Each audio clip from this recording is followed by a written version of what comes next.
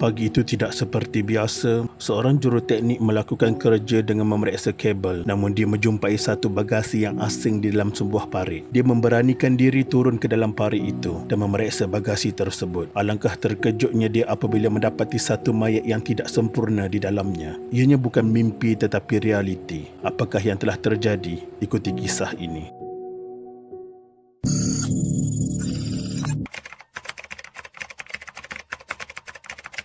Mayat seorang wanita disyaki dibunuh ditemukan dalam sebuah longkang di Persiaran Kuala Selangor, Seksyen 27 Shah Alam awal pagi pada 26 Ogos 2019. Menurut sumber, mayat berkenaan ditemui oleh seorang juruteknik sebuah syarikat telekomunikasi ketika individu itu menjalankan kerja memeriksa kabel bawah tanah dalam parit sedalam lebih 2 meter di Jalan Persiaran Kuala Selangor kira-kira jam 6 pagi sebelum memaklumkannya kepada pihak polis.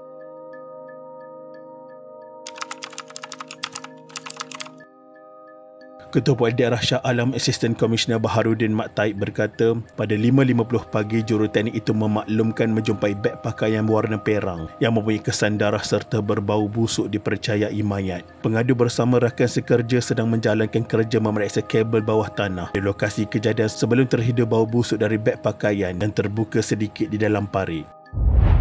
Pengadu kemudiannya turun ke parit itu dan mendapati darah di sekitar beg selain kelihatan bentuk badan disyaki manusia sebelum menghubungi pihak polis. Sejurus menerima panggilan, kumpulan forensik Ibu Pejabat Kontijen IPK Selangor dan unit anjing K9 digerakkan ke lokasi. Mayat wanita itu dijumpai dalam parit sedalam 2.75 meter di tepi Jalan Persiaran Kuala Selangor arah ke Shah Alam, iaitu 200 meter dari simpang 3 lampu isyarat dengan Jalan Persiaran Kelang. Mayat wanita itu disumbat dalam bagasi pakaian berukuran 17 inci lebar dengan panjang 0.6 meter dan tebal 11 inci jenama safari. Pihak polis juga mendapati kepala mangsa dibungkus dengan plastik hitam. Manakala tubuh dalam keadaan sempurna di dalam bagasi itu, mayat wanita itu juga masih berbaju bercorak bunga dan di salah satu tangannya terdapat gelang halus kuning.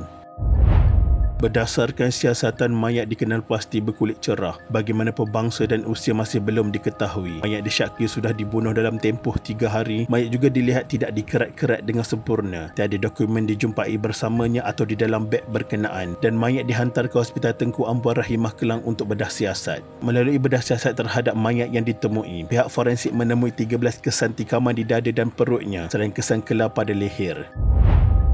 Pihak polis juga mengesahkan mangsa dikenali sebagai Tang Swee Mi, 52 tahun, bekerja sebagai pengurus di sebuah restoran di pusat beli belah di Subang Jaya. Barang berharga seperti cincin masih berada di jari mangsa, sekaligus menolak dakwaan bahawa mangsa dirompak sebelum dibunuh. Mangsa berasal dari Kedah dan tidak mempunyai anak serta tinggal di sebuah kondominium di Subang Jaya dengan suaminya dikenali sebagai Lim Ah Ki alias Lim Kok Ho, 79 tahun. Mayat mangsa sehingga kini tidak dituntut kerana suaminya gagal dikesan oleh pihak polis.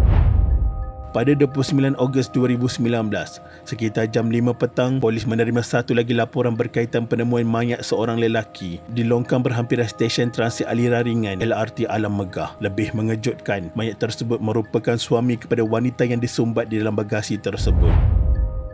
Mayat lelaki itu dikenali sebagai suaminya Ling Ah Ki alias Lim Kok Ho, berusia 79 tahun. Difahamkan jarak di antara kedua-dua bagasi berisi mayat ditemukan adalah kira-kira 3 kilometer.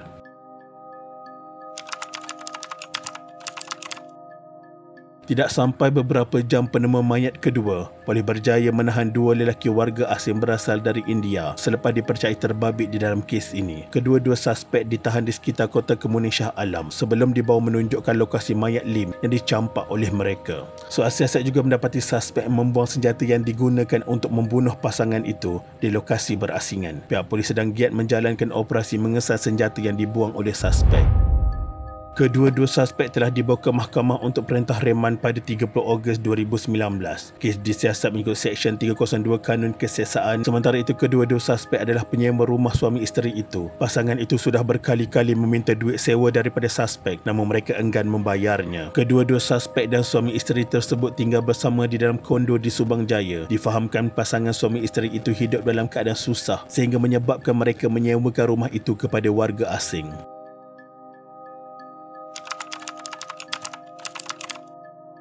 Hasil bedah siasat mendapati mayat Ling Ahki 79 tahun ditikam 7 kali di perut menggunakan pisau lipat selain dikelar pada malam 23 Ogos 2019 di kediamannya di kondominium di Subang Jaya. Dalam kejadian 10 malam itu, mangsa dipercayai dibunuh di ruang tamu sebelum isteri mangsa, Tan Siumi, mengetahui suaminya dibunuh selepas pulang ke kondominium berkenaan pada 2 pagi. Selepas Tan mengetahui suaminya dibunuh dan mayatnya dibuang, berlaku sedikit kekecohan sebelum dia turut dibunuh dengan cara sama, iaitu ditikam dan dikelar sebelum disumbat di dalam bagasi berkenaan.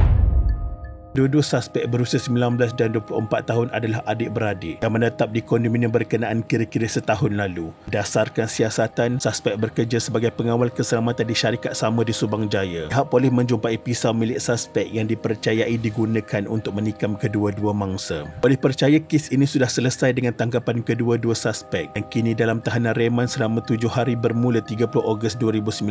Suspek membawa bagasi menggunakan motosikal Honda EX5 untuk dibuang ke dalam longkang di 2 lokasi berlainan. Tindakan pantas pegawai dan anggota IPD Subang Jaya memudahkan proses tangkapan kedua-dua suspek yang cuba untuk melarikan diri.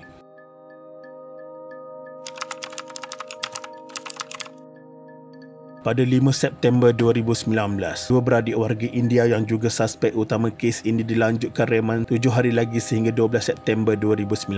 Pihak polis dalam proses melengkapkan kertas siasatan sebelum kertas pertuduhan diserahkan kepada Pejabat Timbalan Pendakwa Raya.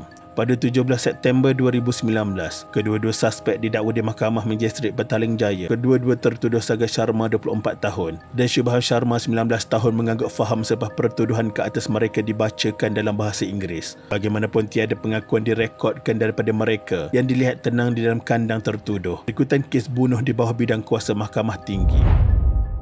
Pertuduhan ke atas mereka dikemukakan mengikut Seksyen 302 Kanun Keseksaan yang dibaca bersama Seksyen 34 Kanun Sama yang memperuntukkan hukuman mati. Pendakwaan kes yang dijalankan di hadapan Magistrate Muhammad Ikhwan Muhammad Nasir dan kes dikendalikan Timbalan Pendakwa Raya Hakim Amir Abdul Hamid.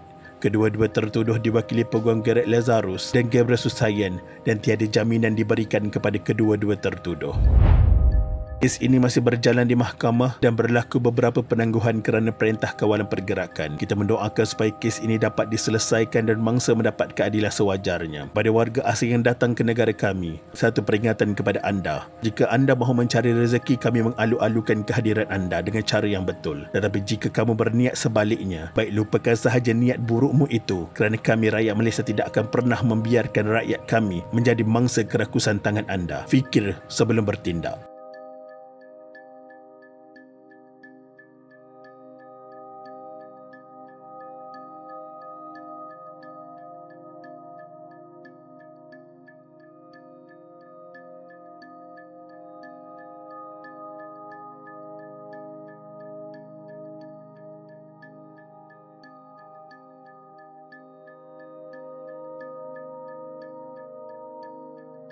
Sekian, terima kasih.